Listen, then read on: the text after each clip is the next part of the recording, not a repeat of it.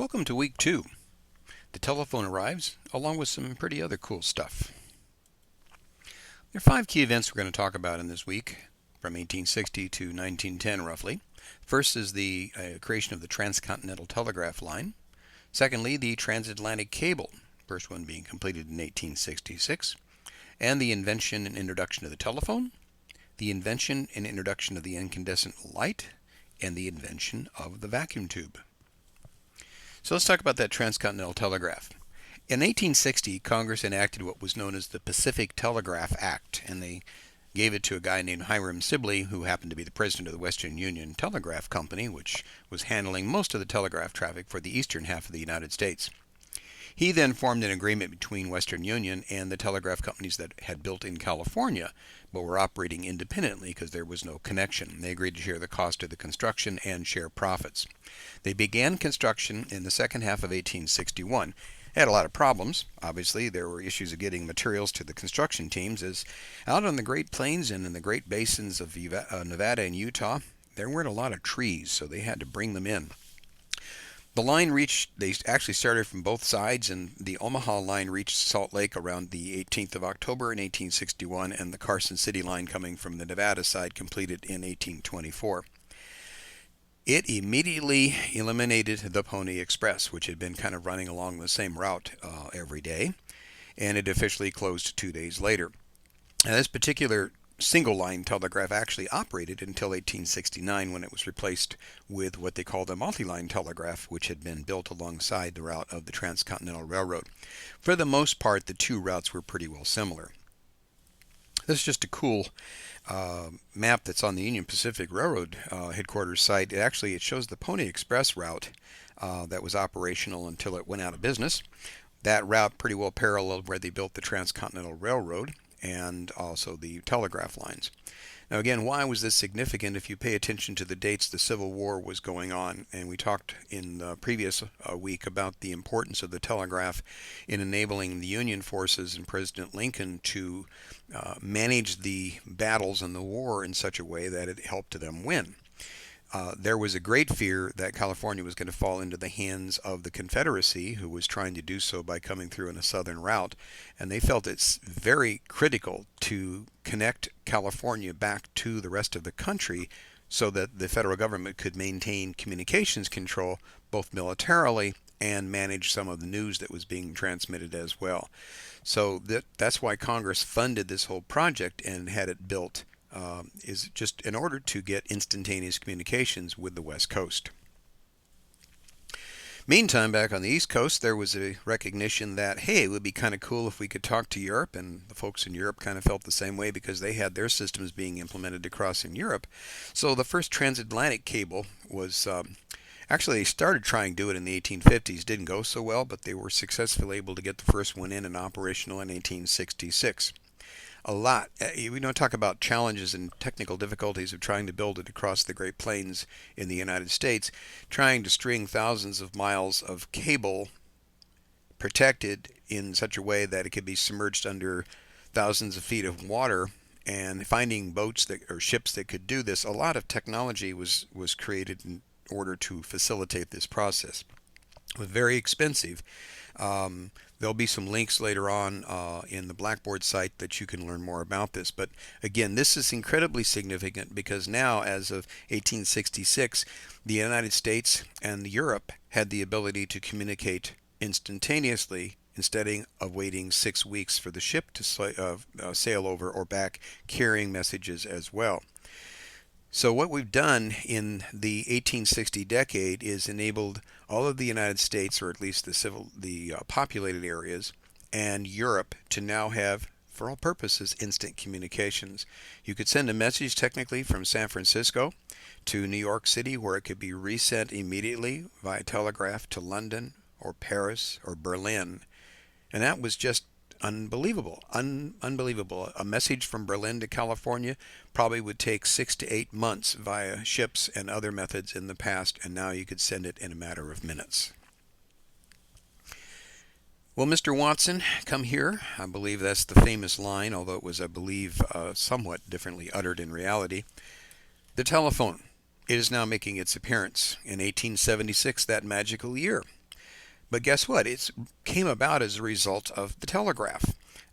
There were a couple of inventors, Alexander Graham Bell, of course, the one we all know about, and another inventor, Elisha Gray, working independently, invented the device within hours of each other.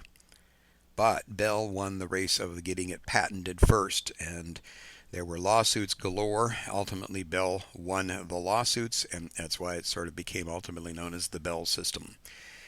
He was working on what was known as a harmonic telegraph. He and Gray and others had a sense that if we could send several different tones on the same line, we could increase the throughput of a telegraph system to send multiple telegraph messages at the same time. Now, if you fast forward about 100 years, a little bit less than that, we did just that using modems on telephone lines, using tone, if you will, to send information. But at this point in time, they were just trying to play around, and suddenly the accident happened, the acid. You're going to get a chance to watch some videos later on in the links in Blackboard to describe exactly how it came about, that famous moment when he called Watson, not realizing Watson was in the other room, and heard it through the device because he had actually spilled some acid and the device carried the sound. There's also a really cool overview at AT's corporate website. The links will be provided. There's Mr. Bell and Mr. Gray, the two of them working on the same concept, became bitter enemies for a while during those patent wars. There was an awful lot of money on the table, but that's what the gentleman looked like who actually invented the telephone. This is a colorized reenactment of Bell's first official call, somewhat more stylized phone that was being built a few years later, but just wanted to have you get a chance to get a sense of the fashion styles of that era. This is the actual telephone. This is the actual device, if you will, that was used the first time, the metal posts on the top where you connected the two wires. I won't go into all the details of how it operated, but this is actually what allowed voice to be transmitted. So now let there be light. Okay, what's this got to do with telecommunications? Well, the invention of the light bulb is very important because the idea drove vacuum tubes. Again, we'll provide some timelines on the links as to how the light was invented. But in the beginning, actually, British inventors were experimenting with electric lights using what were known as arc lights. And not that you probably have a great desire to study the history of electric lighting, but there were these amazing arc lights that were built and installed over cities all over the United States and the rest of the world. Bright, harsh light that lit up the downtown and took away the shadows, and the police were excited because it eliminated places where crimes could be committed, but it was really harsh light. So electric light, if you will, had been around for quite some time. But for about 40 years after 1835, the scientists were trying to figure out how to make what was known as the incandescent light. They were trying different filaments. They were looking at what we put inside the glass bulb, because the air being vacuumed out, do we work in a vacuum? Do we put in some kind of inert gas? The filaments kept oxidizing and burning out. They were very expensive and they had very short lifespans. They were very expensive to produce. Now, when we talk about the history of the light bulb, we really have to mention two people, William Sawyer and Alban Mann, who actually got the patent for the incandescent lamp, and Joseph Swan, who patented his light bulb in England.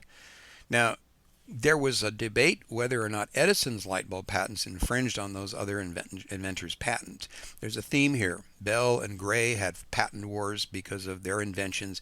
There were patent wars over the Edison light bulb. Ultimately, Edison, who had backing and promotion and other things going on, kind of won the battles, if you will, and his U.S. lighting company merged with the Thomson-Houston Electric Company, who were marketing the light bulbs made under the Sawyer-Mann patent, and then the Edison bulb had its own patent. The two companies merged, and they formed a little company. It's still around. It's called General Electric. That's really kind of cool, actually. And then Edison's English lighting company merged with Joseph Swan's company to form a company called Edswain in England. So there were a few corporate mergers going on. And again, there's some cool links that you can look at to learn a little bit more about the history of the light bulb. Why is that important? Because it brought us to vacuum tubes. And vacuum tubes are going to lead us to transistors, and you can kind of get the drift of how this is going. The first vacuum tube wasn't made until the beginning of the 20th century, but the foundations were laid years before. There's a gentleman by the name of Professor Guthrie who made one of the first discoveries way back in 1873. He was playing around and investigating the effects that were associated with what we call charged objects, electrically charged objects. And he found out that with a red-hot iron sphere, which is kind of scary when you think about it, if it was negatively discharged, it would become discharged. He also found the same did not happen if the sphere was positively charged. Now, I don't have a clue what his thinking process was why he was playing around with these things, but he had the sort of, if you will, the aha moments to start thinking about this. So now Edison takes the next major step in 1883, because now, remember, he's working on light bulbs, but he's challenged with these problems of their short life. And the filament life was a problem, but the real issue was that the bulbs became black inside. The glass inside became blackened. He thought it was the atoms, carbon atoms, that were hitting the glass. And it was sort of the idea was the particles were leaving the elements. They were negatively charged.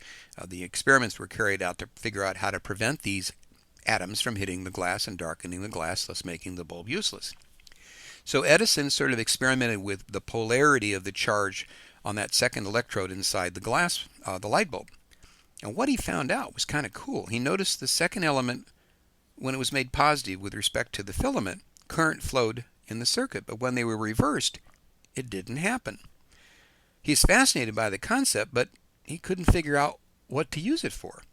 So he didn't really pursue it any further. He documented it, and it ultimately became known as the Edison effect. So over the years, he demonstrated this effect to a lot of different scientific personalities, including a gentleman by the name of Ambrose Fleming, who happened to be over in London, happened to be a professor of electrical engineering at the University College of London. So Fleming saw this and went, that's interesting, and sort of filed it into the back of his head. But the seeds were sown for his later work in the tube. So we're spending a lot of time on this because it's very important. In 1875, a guy by the name of C.R. Carey invented what was called the phototube. 1878, Englishman by the name of Crookes invented the Crookes tube, which was an early prototype of what we now know as the cathode ray tube, or the CRT. In 1895, a German, Wilhelm Röntgen, invented the early prototype of the X-ray tube. 1897, another German, Karl Braun, invents the cathode ray tube oscilloscope. 1904, John Ambrose Fleming suddenly has that aha moment, remembers the Edison effect, and creates the first practical electron tube called the Fleming valve, and also the Fleming vacuum tube diode. Again, it's a nice recap on Wikipedia, which, if carefully used, is a good source of information. And why is these all important? Because the tube enable us to amplify signals, and that'll become critically important as we proceed. Suddenly we find ourselves in the 20th century. Now, so much happened over the last 30 years of the 19th century. We focused on some of the key developments, so many more that I haven't even talked about. Next time, we're going to look at the invention of the radio, without which we wouldn't have mobile technology, right? We'll also continue tracking the development of the telephone networks as they start to grow up.